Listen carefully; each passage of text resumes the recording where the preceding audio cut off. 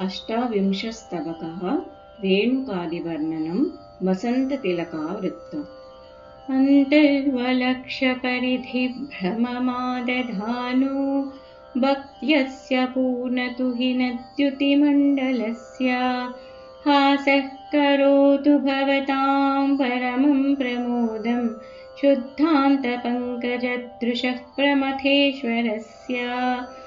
सम्मोहनानि तुहिनांशु कलाधरस्य सञ्जीवनानि सरसीरुहसायकस्य सन्दीपनानि विनतेषु जनेषु शक्तेः संहर्षणानि मम सन्तु शिवास्मितानि पापानि मे हरतु काचन कृत्तशीर्षा माता पदाम्बुजभुजिष्य वितीर्ण हर्षा या भक्तलोकवरदानविधौ विनिद्रा वासं कमण्डलुद्धुनि पुलिने करोति षष्ठावतारजननावनिरेकवीरा भीमाधुनोतु दुरितानि गणाधिपस्य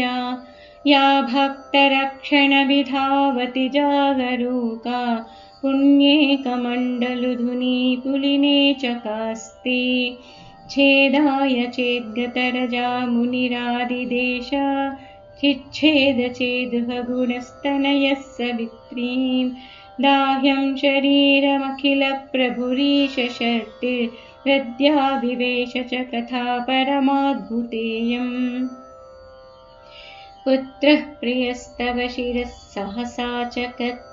कृत्ता च हर्षभरिता भवति ननत्ता नो तस्य पापमपि नो तव कानि हानि नाराशोऽस्य हा भुजभुवा मभवद्विपाकः अम्बैवसासुरभिर्जरुणभूपतिर्यां वीर्या जहार स च भार्गव आजहार तस्याहतेः परगृहस्थितिरेव हेतुः गन्धर्वदर्शनकथा रिपुकल्पितैव छिन्नानि नो कतिशरीरभृतां शिरांसि तत्पूज्यते जगति रैणुकमेव शीर्षं कृत्तः कळेवरवतां कतिनाभनो यो न चेतोऽधिनोति सुरभिर्मुगनाभिरेकः प्राणा वसन्ति शिरसा रहिते शरीरे लीला सरोजति शिरस्तु करेस्य कृत्तं तन्निघ्नमेतदखिलं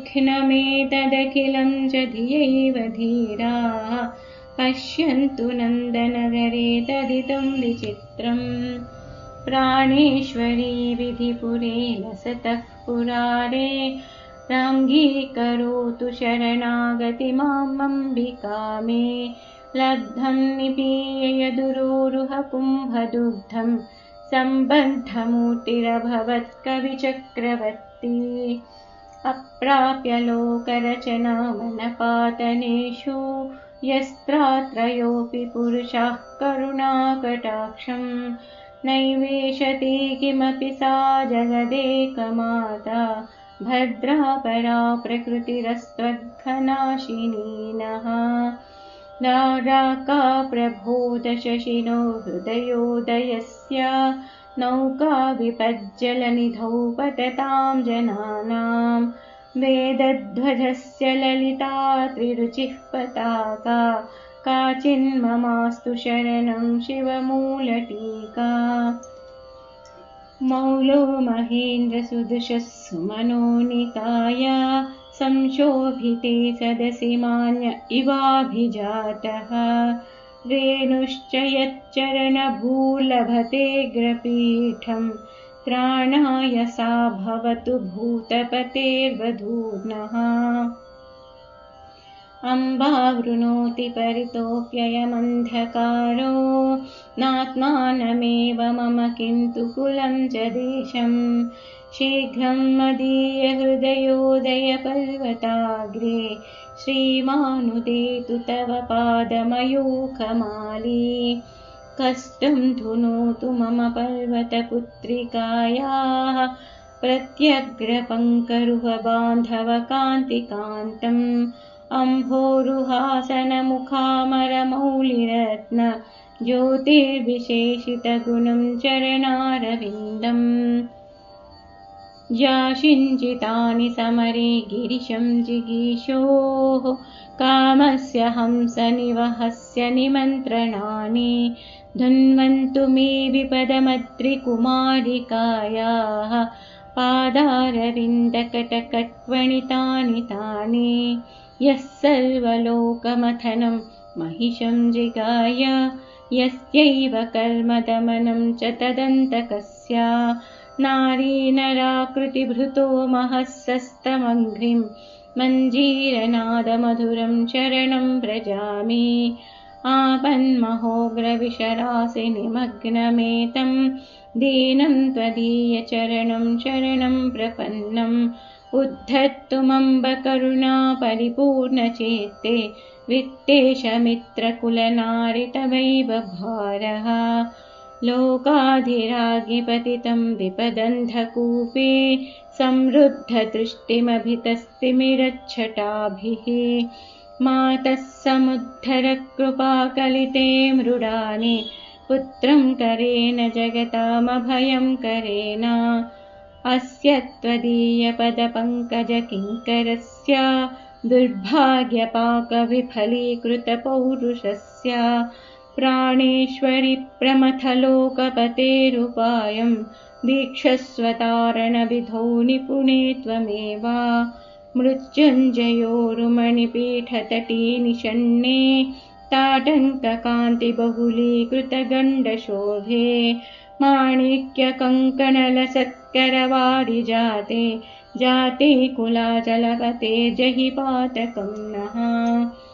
किं ते वपुर्जननि तप्तसुवर्णगौरं कौमारिमोहिनि मिन्दुकलावलक्षम् पाकारिनीलमणिमेचककान्त्युताहो बन्धूकपुष्पकलिकारुचिवा स्मरामि दशमहाविद्यास्वरूपं मूడు శ్లోకాలుంది तं सुन्दरीनुपतिजातिजितस्त्वमम्बा धूमावती त्वमजरे भुवनेश्वरी त्वं काली त्वमीश्वरि शुकार्भकधारिणी त्वं तारा त्वमाश्रितविपद्दलनासिधारा त्वं भैरवी भगवती बगलामुखी त्वं रामा च सा कमलकाननचारिणी त्वं कैलासवासिनयनामृतभानुरेखे को वेदते जननि जन्मवता विभूतिः